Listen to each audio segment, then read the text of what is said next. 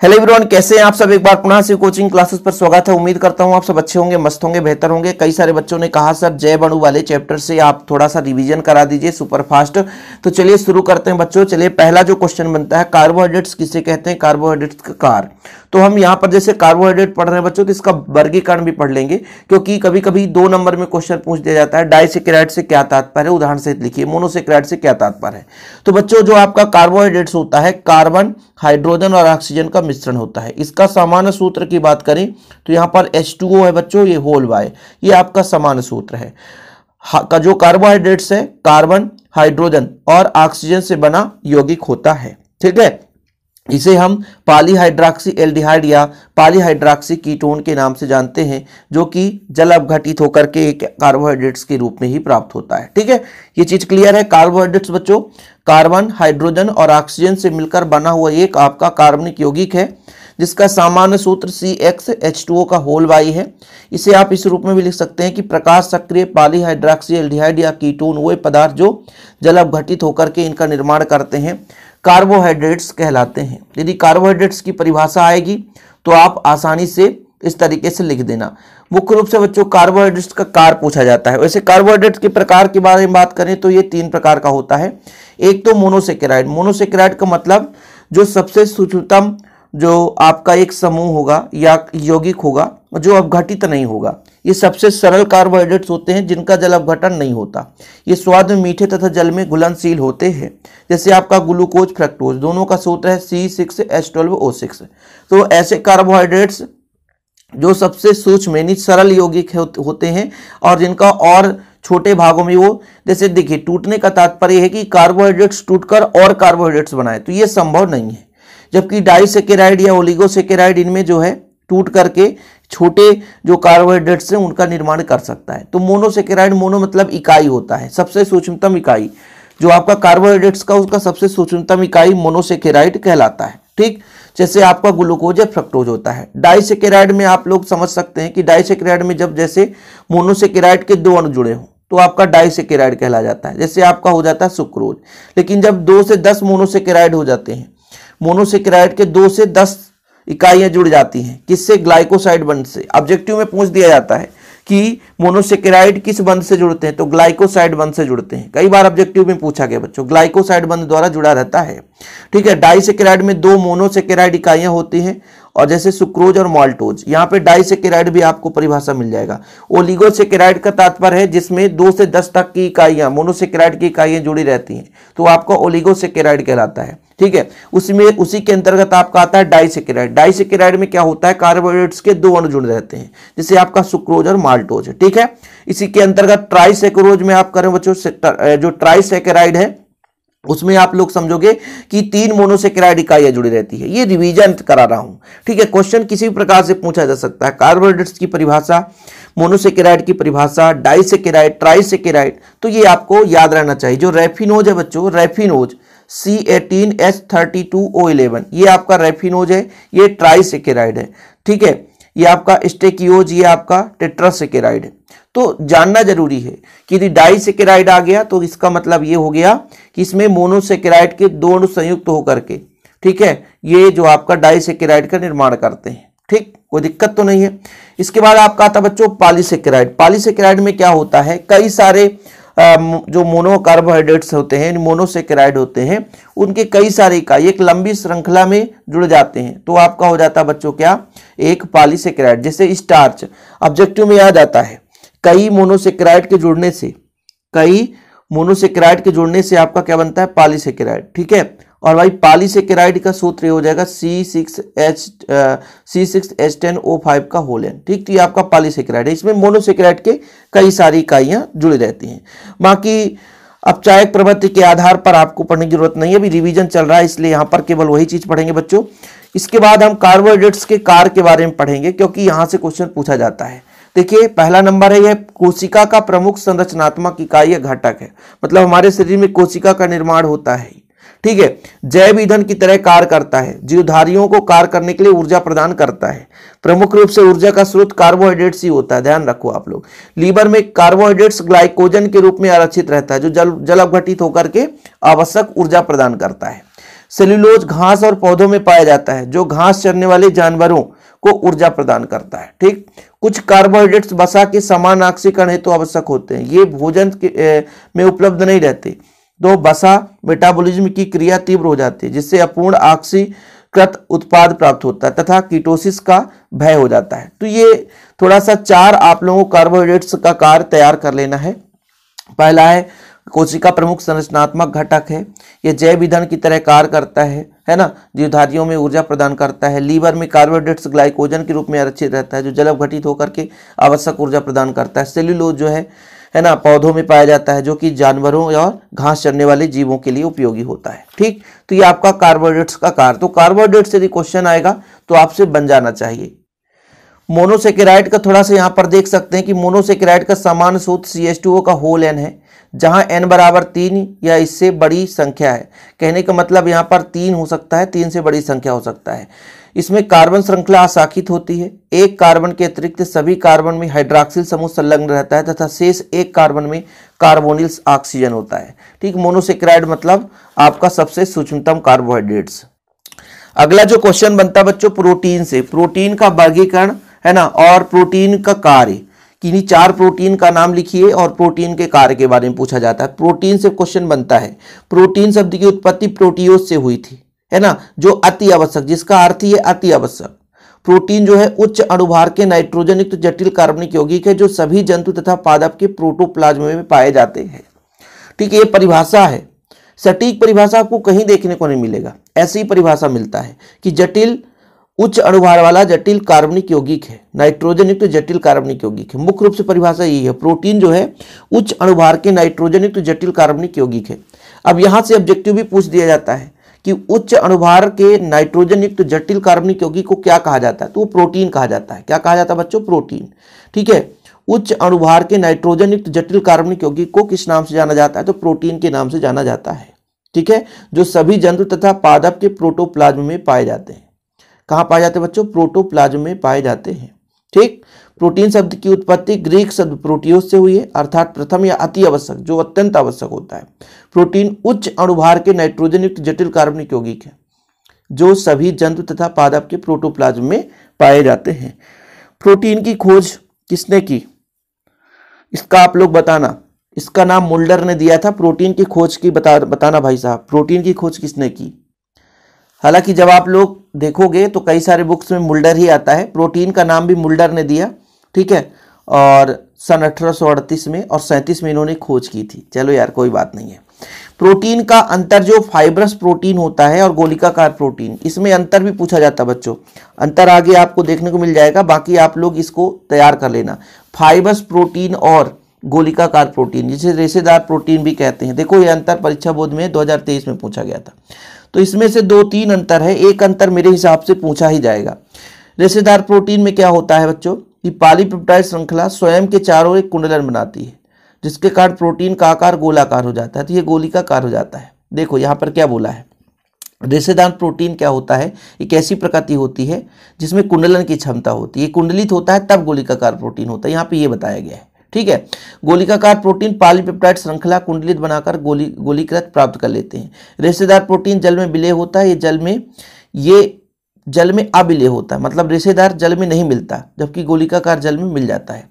रेशेदार protein pH और तापमान के प्रति सक्रिय होता है। क्या होता है? सक्रिय, जबकि ये तापमान के प्रति निष्क्रिय होता है। देखिए यहाँ पर देखिए, मेरे हिसाब से मैंने जैसे लिखा बच्चों कि रेशेदार प्रोटीन के अणु लंबे धागे के समान होते हैं, जो बगल बगल स्थित होकर रेशे बनाते हैं। कुछ स्थान पर अणु परस्पर हाइड्रोजन अबंधों के द्वारा जुड़े भी रहते हैं। ये जल में अविलय होते हैं। ठीक है, जैसे आपका कीरेटिन जो है फाइब्रस प्रोटीन के रूप में त्वचा, बाल, नाखून आदि में पाया जाता है। ये कीरेटिन कई बार ऑब्जेक्टिव पूछा गया है। ठीक, तो थोड़ा सा देख लो भाई, यहाँ पर केवल रिवीजन करने के लिए आए हैं, इसलिए ज्यादा हम यहाँ पर टाइम नहीं लेंगे। अब ग्लोब्यूलर प्रोटीन क्या होता है कि इन प्रोटीनों में पॉलीपेप्टाइड श्रृंखला स्वयं के चारों इस प्रकार से घूम जाती है कि पूरे प्रोटीन अणु का आकार गोलाकार हो जाता है। मतलब इसमें जो भी पॉलीपेप्टाइड श्रृंखला है स्वयं के चारों ओर घुमाव लेकर के एक गोलाकार प्रोटीन का निर्माण कर देते हैं। श्रृंखला का घूमना इस प्रकार होता है कि लिपोफिलिक भाग अंदर की ओर तथा हाइड्रोफिलिक भाग जो है बाहर की ओर रहता है। ये ग्लोब्यूलर प्रोटीन हो गया। इसका यदि आप लोगों को कार्य तैयार करना है कि कुछ ग्लोब्यूलर प्रोटीन जो होते हैं सह एंजाइम के रूप में कार्य करते हैं, कुछ ग्लोब्यूलर प्रोटीन उपापचय प्रक्रियाओं में नियंत्रित करते हैं, जैसे इंसुलिन शुगर को नियंत्रित करता है। ठीक है, कुछ ग्लोब्यूलर प्रोटीन एंटीबॉडी की तरह कार्य करते हैं, जो बाह्य खतरों के विरुद्ध कार्य करता है और बीमारियों से बचाता है। तो ये इसके प्रमुख कार्य हैं। ठीक, ये अंतर आ गया, देखो जरा ये अंतर आ गया। मैंने बताया था ना कि अंतर भी आपको मिल जाएंगे। अंतर में देखिए, ये एमिनो अम्ल के रेखीय संघनन से उत्पाद होता है, ये बढ़िया अंतर है, आपकी परीक्षा बहुत से सरल अंतर है। ठीक है, फाइब्रस प्रोटीन क्या बच्चा, वो एमिनो अम्ल के रेखीय संघनन, और ये एमिनो अम्ल के क्रॉस संबंधित संघनन से बनता है। ठीक, गोलिकाकार प्रोटीन एमिनो अम्ल के क्रॉस बंधन संघनन से बनता है। ये प्रबल अम्लों व क्षारों में विलय होते हैं तथा समान विलायकों H2O में विलय होता है। प्रबल अम्ल व क्षार में विलय होता है तथा समान विलायकों H2O में अविलय होता है। जबकि ग्लोब्यूलर प्रोटीन की बात करें बच्चों, तो ये जल, अम्ल और क्षार व लवण में विलय होता है। ठीक है, रेखीय प्रोटीन श्रृंखला ने एक दूसरे के अंतर आणविक हाइड्रोजन बंध से बंधा रहता है। ठीक, ये आपका होता है प्रोटीन और त्रिविमीय आणविक हाइड्रोजन बंध द्वारा स्थायी होता है। तो ये 2-3 अंतर आप लोग तैयार कर लेना, कोई दिक्कत ही नहीं है। बाकी जल अपघटन के आधार पर पढ़ना नहीं है। ऐसा पूछा जाता है बच्चों, किसी 4 प्रोटीन का नाम लिखो और उसके कार्य। ठीक है, किसी 4 प्रोटीन का नाम लिख करके, जैसे आपका हो गया एल्बुमिन प्रोटीन। देखो, एल्बुमिन प्रोटीन जल में घुलनशील है किंतु उदासीन लवण विलयन में अघुलनशील है, ये एल्बुमिन प्रोटीन है। ठीक, 4 प्रोटीन का नाम अब आप लोगों को स्क्रीनशॉट लेना है तो ले सकते हैं। ठीक है, ग्लोब्यूलिन प्रोटीन है बच्चों, जल में अविलय किंतु उदासीन लवण के तनु विलयन, तनु अम्ल, तनु क्षार में विलय होता है। Glutelin, prolamin, histone, protamine. तो 4 प्रोटीन, मैं भी आपको होमवर्क दे रहा हूं अभी के अभी, 4 प्रोटीन और उसके कार्य लिख लेना। ठीक है, जैसे यहां पर देखिए बढ़िया है, ये सबसे बढ़िया है प्रोटीन, ये जो आपको बड़े प्रोटीन के कार्य में इसको लिखना है। हीमोग्लोबिन, जो सरल है, हीमोग्लोबिन ये क्या करता है, यह रक्त में पाया जाता है तथा श्वसन की क्रिया में ऑक्सीजन के साथ मिलकर के ऑक्सी हीमोग्लोबिन नामक अस्थायी यौगिक बनाता है। तो फेफड़ों के विभिन्न ऊतकों तथा ऑक्सीजन में संवहन करता है। मैं कुछ इसका फोटो टेलीग्राम में भी शेयर कर दूंगा, जो बच्चे टेलीग्राम में ज्वाइन नहीं किए तो कर लेना, इसका शेयर कर दूंगा बच्चों। ठीक है, मायोसिन, मायोसिन क्या है, मांसपेशियों में पाया जाता है। ठीक है, पेप्सिन क्या है, यह आहार नाल में आमाशय में पाया जाता है और भोजन के पाचन में सहायक होता है। फाइब्रिनोजिन क्या होता है, यह रक्त के थक्का बनाने में सहायक करता है। देखो, फाइब्रिनोजिन जो होता है, जैसे मान लीजिए आपका शरीर कट जाता है, ब्लड आता है, तो बाहर जो थक्का बनता है ना, तो यही प्रोटीन काम करता है। और हिपेरिन जो अंदर होता है, वो क्या करता है, रक्त को थक्का बनाने से रोकता है अंदर, नहीं तो अंदर भी ना थक्का बन जाए। सभी एंजाइम प्रोटीन होते हैं जो कि विभिन्न अंगों में उत्पन्न होते हैं। एल्बुमिन प्रोटीन यह रक्त में संश्लेषित होता है तथा प्रचुर मात्रा में पाया जाता है। रक्त प्रोटीन्स, इसके अंतर्गत प्लाज्मा प्रोटीन में हीमोग्लोबिन आते हैं। तो चलिए छोटे छोटे 4 प्रोटीन के नाम आप कार्य तो जरूर तैयार कर लेना। ठीक है, एक क्वेश्चन बनता है प्रोटीन के विकृतीकरण से क्या समझते हैं, समझाइए। ये एक ऑब्जेक्टिव भी बनता है कि विकृतीकरण से कौन सा संरचना अपरिवर्तित रहता है। तो विकृतीकरण से प्राथमिक संरचना जो है अपरिवर्तित रहता है, द्वितीयक संरचना तृतीयक संरचना बदल जाता है, लेकिन प्राथमिक संरचना जो हो जाता है अपरिवर्तित रहता है, याद रखिएगा। विकृतीकरण का मतलब होता है बच्चों, उसका मूल रूप जो है, मूल स्वरूप नष्ट होना, यानी प्रोटीन के मूल स्वरूप को नष्ट करना ही विकृतीकरण कहलाता है। प्रोटीन ऊष्मा तथा रसायनों से प्रभावित होते हैं। प्रोटीन को गर्म करने पर अथवा रासायनिक यौगिकों से क्रिया कराने पर इनकी जैविक क्रियाशीलता नष्ट हो जाती है, ये विकृत स्कंदित होकर अविलय हो जाते हैं। इस क्रिया को प्रोटीन का विकृतीकरण कहते हैं। कहने का तात्पर्य है, कोई भी प्रोटीन है, उसको यदि गर्म कर देंगे या रासायनिक अभिक्रिया कराएंगे तो उसकी जो क्रियाशीलता है, जो शक्ति है, जो क्षमता है, वो नष्ट हो जाता है। ठीक है, स्कंदित हो जाता है, यही क्रिया आपका विकृतीकरण कहलाता है। आगे नोट में लिखा है कि विकृतीकरण से प्रोटीन की प्राथमिक संरचना नहीं बदलती किंतु द्वितीयक और तृतीयक संरचना परिवर्तित हो जाती है। जैसे जब अंडे को उबालते हैं तो पानी में कुछ समय के लिए रखा जाता है तो अंडे का प्रोटीन अविलय रेशेदार प्रोटीन परिवर्तित हो जाता है, जिससे प्रोटीन स्कंदित हो जाता है, अर्थात प्रोटीन का विकृतीकरण हो जाता है। तो विकृतीकरण से क्वेश्चन पूछा जाता है बच्चों। ठीक, इसके बाद एमिनो अम्ल का क्वेश्चन है, और एमिनो अम्ल जो है बच्चों 2 प्रकार से होता है, एक अम्लीय एमिनो अम्ल, 3 प्रकार है लगभग, है ना, एक क्षारीय और एक उदासीन, 3 प्रकार होता है। ठीक, तो यहाँ से क्वेश्चन पूछा जाता है एमिनो अम्ल किसे कहते हैं, जिसमें एक इमीन समूह और एक कार्बोक्सिलिक समूह रहता है, वो आपका एमिनो अम्ल है। कोई भी यौगिक जिसमें एक आपका क्या रहता है, एमीन समूह यानी NH2 समूह और एक कार्बोक्सिलिक समूह, वो आपका एमिनो अम्ल कहलाता है। एक आपका NH2 समूह और एक आपका कार्बोक्सिलिक समूह, तो एमिनो अम्ल कहला जाता है। देखिए आपका एमिनो अम्ल है। एमिनो अम्ल में क्या होता है बच्चों, 3 प्रकार होते हैं। अम्लीय एमिनो अम्ल, अम्लीय एमिनो अम्ल में क्या होता है कि जैसे 2 भाग है, एक तो आपका एमीन समूह जो क्षारीय गुण को प्रदर्शित करता है, एक आपका कार्बोक्सिलिक समूह जो अम्लीय गुण को प्रदर्शित करता है। तो जब कार्बोक्सिलिक समूह ज्यादा हो, जिन एमिनो अम्ल में 2 कार्बोक्सिलिक समूह हो और एक आपका एमीन समूह हो, तो अम्लीय हो जाएगा। जैसे एक एग्जांपल यहाँ पर देख लो, COH यहाँ भी है, CO निगेटिव यहाँ भी है, तो 2 आपका कार्बोक्सिलिक अम्ल और एक एमीन समूह है, ये एस्पार्टिक अम्ल बच्चों, अल्फा एमिनो सक्सिनिक अम्ल जिसे बोलते हैं, एस्पार्टिक अम्ल। एक फार्मूला तैयार रखो, ज्यादा नहीं, एक अम्लीय एमिनो अम्ल आ गया तो एक फार्मूला बनना चाहिए, एस्पार्टिक अम्ल का सूत्र है, ठीक। तो अम्लीय एमिनो अम्ल में क्या होगा कि 2 आपका कार्बोक्सिलिक समूह होगा और एक एमीन समूह होगा, ठीक। तो वहां पे अम्लीय एमिनो अम्ल होगा। वहीं पे जब विपरीत करते हैं, क्षारीय एमिनो अम्ल की बात करते हैं, तो ऐसे एमिनो अम्ल जिनमें 2 NH2 समूह रहता है और एक COOH समूह रहता है, तो आपका क्षारीय एमिनो अम्ल। थोड़ा सा पढ़ लो, यदि आपसे एग्जाम्पल ना भी बने तो कम से कम लिख के तो आओ कि हाँ भाई इसमें ऐसा ऐसा होता है, तो कम से कम 2 में 1 नंबर तो मिल जाएगा। उदासीन एमिनो अम्ल का मतलब क्या होगा, जिन एमिनो अम्ल में आपका एक COH निगेटिव आयन है ना, CO आयन जिसे बोलते हैं, और एक NH3 पॉजिटिव आयन हो, कहीं ना कहीं एक एमीन समूह और एक आपका कार्बोक्सिलिक समूह, तो उदासीन कह रहा है, एक दूसरे को उदासीन कर देते हैं। एग्जाम्पल है यहाँ पे ग्लाइसिन का। ये आपका ज्यूटर आयन है बच्चों। ज्यूटर आयन से क्वेश्चन पूछा जाता है कि एमिनो अम्ल के दोनों अम्लीय एवं क्षारीय समूह उसी अणु में होते हैं, जिसमें जलीय विलयन में COH समूह से एक प्रोटॉन निकलने पर यह आयन बनता है, जबकि NH2 समूह प्रोटॉन ग्रहण करने पर यह आयन बनता है। अतः यह pH पर द्विध्रुवीय आयन होता है, इसे ही ज्यूटर आयन कहते हैं। ज्यूटर आयन से क्वेश्चन पूछा जाता है, बिल्कुल तैयार कर लेना। जिसके पास नहीं है तो स्क्रीनशॉट ले लें, बिल्कुल छोड़ना नहीं भाई, जो हम कह रहे हैं तो उसे आप पढ़ के जाना। ज्यूटर आयन, ज्यूटर आयन बहुत इंपॉर्टेंट है, ठीक है। एमिनो अम्ल के दोनों अम्लीय, देखो दोनों का मतलब अम्लीय और क्षारीय समूह उसी अणु में होते हैं, है ना। जलीय विलयन में जो COH समूह से एक प्रोटॉन निकालता है और जो आपका NH2 है वो एक प्रोटॉन ग्रहण करता है, ठीक है। जिससे यह pH बराबर 7 पर द्विध्रुव आयन होता है, जिसे ज्यूटर आयन कहते हैं। ये आपका ज्यूटर आयन है। यहाँ से क्वेश्चन पूछा जाता है, एक ये आपका तैयार कर लेना, अल्फा एमिनो अम्ल प्रोटीन में अंतर। अल्फा एमिनो अम्ल और प्रोटीन में अंतर कि सरल यौगिक जिनमें एमिनो अम्ल और कार्बोक्सिलिक अम्ल दोनों रहता है, अल्फा एमिनो अम्ल कहलाता है। और प्रोटीन आपकी परिभाषा पता ही है, जटिल नाइट्रोजन युक्त कार्बनिक यौगिक है।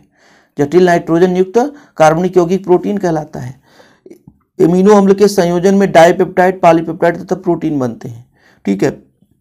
प्रोटीन का जब जल अपघटन होता है तो एमिनो अम्ल बनता है। कई बार पूछा गया है, कई बार ये पूछा गया है कि प्रोटीन का इकाई क्या है, एमिनो अम्ल, मतलब एमिनो अम्ल से मिलकर के प्रोटीन बनता है। और प्रोटीन का जल अपघटन पर क्या बनता है, तो एमिनो अम्ल बनता है। ध्यान रखिएगा, glycine, lysine example, haemoglobin, casein, तो एक एक एग्जाम्पल भी जरूरी रहता है बच्चों। बाकी एंजाइम से यदि क्वेश्चन आ जाए तो पढ़ लेना, बाकी बहुत सारे यहाँ पर हमारे पास हैं, लेकिन यहाँ पर एक अंतर इसे तैयार कर लेना, एंजाइम और उत्प्रेरक में अंतर, ठीक है। उतना महत्वपूर्ण तो नहीं है, ठीक है बच्चों, लेकिन आप लोगों को तैयार करना चाहिए। देखो एंजाइम क्या होता है, एंजाइम प्रायः जटिल संरचना वाली नाइट्रोजन युक्त कार्बनिक यौगिक है, ये तो पहले पता है, उच्च अणुभार वाला। उत्प्रेरक क्या है, जो बच्चों धातु की क्रियाशीलता को बढ़ाता है, घटाता है, लेकिन स्वयं अपरिवर्तित रहता है। ये जीवित जंतुओं में ही एंजाइम निर्मित होता है, जबकि ये कार्बनिक है, निर्जीव में भी उत्पन्न होता है। कार्य प्रणाली में एंजाइम की अपनी विशिष्टता होती है, एक विशिष्ट लक्षण कि हम केवल यही काम करेंगे, लेकिन ये कई क्रियाकारक में प्रयोग किए जाते हैं उत्प्रेरक। एंजाइम की सर्वाधिक क्रियाशीलता शरीर के तापक्रम पर होता है, मतलब जो शरीर के अंदर क्रिया होती है शरीर के तापक्रम पर होता है, जबकि इसमें एक सामान्यतः उच्च ताप की आवश्यकता होती है उत्प्रेरक में। पराबैंगनी किरणों से नष्ट हो जाती है एंजाइम, शरीर में यदि पड़ेगा पराबैंगनी किरण तो एंजाइम सबसे पहले नष्ट होता है, जबकि आपका एंजाइम उत्प्रेरक नष्ट नहीं होता है। ये जैव रासायनिक क्रिया के पश्चात नष्ट हो जाते हैं, मतलब क्रिया जैसे हुआ संपन्न हुआ खत्म हो गया, लेकिन उत्प्रेरक क्रिया में भाग लेता है, लेकिन स्वयं अपरिवर्तित रहता है, नष्ट नहीं होता, ध्यान रखना। पेप्टाइड बंध से क्वेश्चन आता बच्चों कि एमिनो अम्ल के बीच जो हाइड्रोजन और ऑक्सीजन मिलकर के H2O निकाल देता है और बीच में बंध बनता है, जिसे पेप्टाइड बंध कहते हैं, ठीक है। इसे एमाइड बंध के नाम से जानते हैं। जो COH समूह अल्फा देखो COH समूह एक एमिनो अम्ल के तथा दूसरे एमिनो अम्ल के NH2 समूह के बीच जल का एक अणु निष्कासन द्वारा बनता है। ये दो एमिनो अम्ल को इकाइयों में जोड़ता है। तो पेप्टाइड बंध का तात्पर्य ये है कि एक एमिनो अम्ल का जो COH कार्बोक्सिलिक समूह है और दूसरे एमिनो अम्ल का जो एमीन समूह है, इन दोनों के संयोग से H2O जो है निष्कासित होता है, बाहर निकलता है। फलस्वरूप एक बंध बनता है जिसे हम पेप्टाइड बंध कहते हैं। जैसे देखिए ग्लाइसिन है, COH है, इसका NH2 यहाँ पे है, तो इसका एक H OH यहाँ से H2O लिखा है और यहाँ पे बंध बना, वही आपका क्या है, पेप्टाइड बंध। क्या बच्चों, पेप्टाइड बंध। ठीक, चीजें क्लियर। न्यूक्लिक अम्ल से क्वेश्चन पूछा जाता है, ठीक है बच्चों, न्यूक्लिक अम्ल से, कि यह जीव कोशिकाओं के केंद्रक में पाया जाता है, इसमें फास्फोरस की मात्रा अधिक होती है। न्यूक्लिक अम्ल न्यूक्लियोटाइड होते हैं जो अनेक न्यूक्लियोटाइड की इकाइयों से मिलने से बनता है। देखो बच्चों, कभी कभी पूछा जाता है न्यूक्लियोसाइड के जुड़ने से क्या बनता है, तो जब न्यूक्लियोसाइड बनता है, जुड़ता है, तो न्यूक्लियोटाइड बनता है। भाई न्यूक्लियोसाइड जो है आपका न्यूक्लियोटाइड में परिवर्तित होता है, फिर न्यूक्लियोटाइड जो न्यूक्लिक अम्ल का निर्माण करता है। याद रखिएगा, इसकी लंबी चौड़ी संरचना हम नहीं देखेंगे, बट यहाँ पर ये आपके DNA और RNA की संरचना आप लोग पढ़ लेना बच्चों। बड़ा लंबा चौड़ा हो गया यार तो क्लास,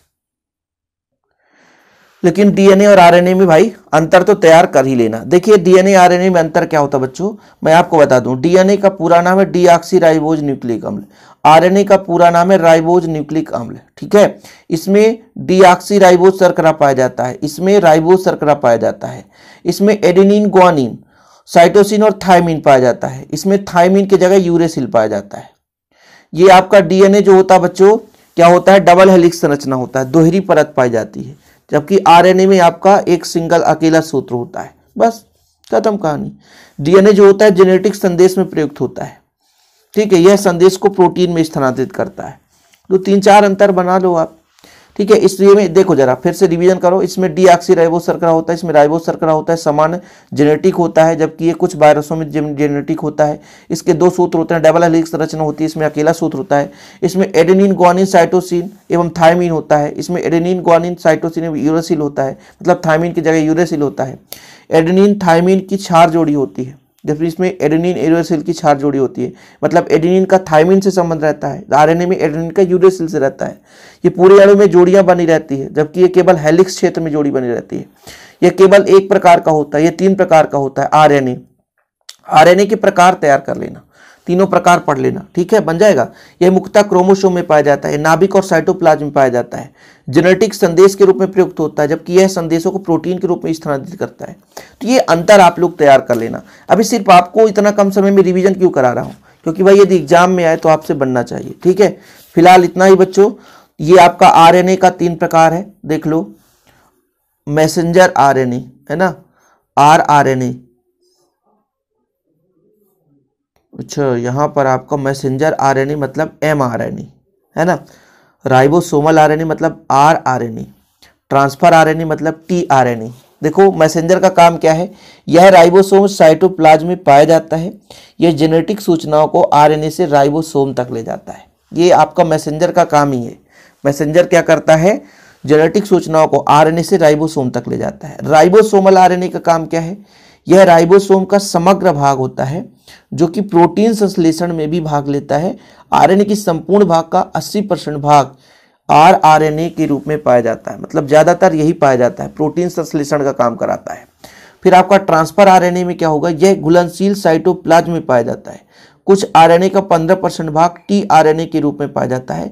यह एमिनो अम्ल के संवाहक के रूप में मुख्य रूप से कार्य करता है। अंत में एक बार फिर से कहना चाहता हूं बच्चों कि विटामिन के बारे में जरूर पढ़ें आप। Vitamin A, vitamin B, vitamin C, इसके बारे में जरूर पढ़ें आप लोग। विटामिन के बारे में पढ़ के जाना, विटामिन ए की कमी से होने वाले रोग, विटामिन के रासायनिक नाम, कैसे भी क्वेश्चन पूछा जा सकता है। तो विटामिन का चार्ट एक बार जरूर तैयार करके जाएं, और बाकी जो भी हो सकता है हम आपको वीडियोज़ के माध्यम से प्रोवाइड करते रहेंगे। फिलहाल आज के लिए इतना ही। जय हिंद, वंदे मातरम।